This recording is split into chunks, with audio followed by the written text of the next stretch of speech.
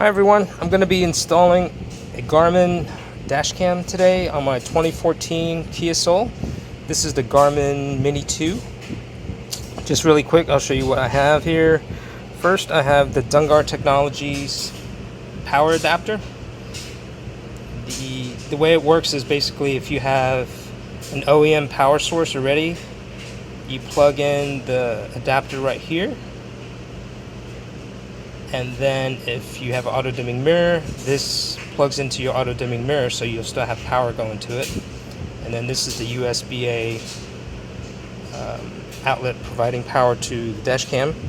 I have a 1-foot USB cable. That's a USB-A to a mini USB. And then I have two different mounts here for the Garmin. I have a magnetic mount and then a suction cup mount. I bought two just in case. I prefer one over the other. This one's obviously, the suction cup one is a little bigger form factor than the magnetic one. I'm gonna try to use this one first to see how well it works. If it's too big, then I will go to the magnetic one. And then here's the polarizing filter for the Garmin. I've read that this is kind of like a must-have for this Garmin dash cam. So the way it works is there's a little notch at the top, and you kind of just put it on the camera and just slide it on. It's very simple. Alright, and then the mount, the ball here will just kind of go right into that socket. Alright, I'll show you what I'm working with right here in my car real quick. So as you can see, I already have an auto dimming mirror installed. However, the installer who installed this chose to hardwire it into somewhere up in the headliner to another power source.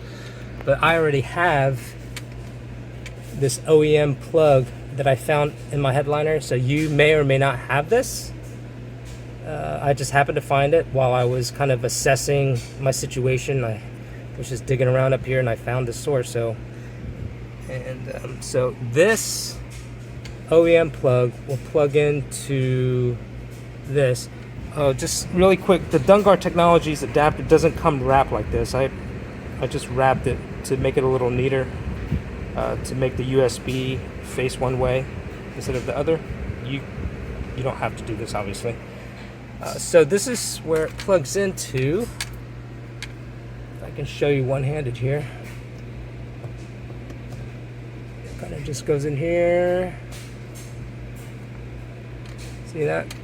And then you kind of just click it in. Awesome. And then you'll just kind of hide this up in the headliner. So let me go ahead and do that and we'll continue the video. Alright, I have the Dongar adapter tucked up into my headliner now. And I've plugged in the USB cable to the adapter. And then I have the micro USB pointed here. So the dash cam is going to be probably about here when it's all said and done. So I'm going to go ahead and put the mounting adapters up there. I'm going to test to see which one I like more. And then once I decide, I will continue the video. Okay, so now I have the mount installed and the dash cam is all hooked up to the USB cable here. You can see that I went with the 90-degree plug. Makes it a little, just slightly cleaner install. So the mount that I wound up going with was the mount that originally came with the dash cam. So I did not go with the magnetic or the suction cup mount. They were just a little too big to be mounted back here, and then with the dash cam installed, didn't give for much room for the mirror to move around. And I wanted to mount it kind of central of the windshield and behind the mirror, so when I'm driving I don't really see the dash cam. I don't need to see it. There's an on button, or I guess a record button right here. If some kind of incident happens and you want it to record for sure, then you can just do that.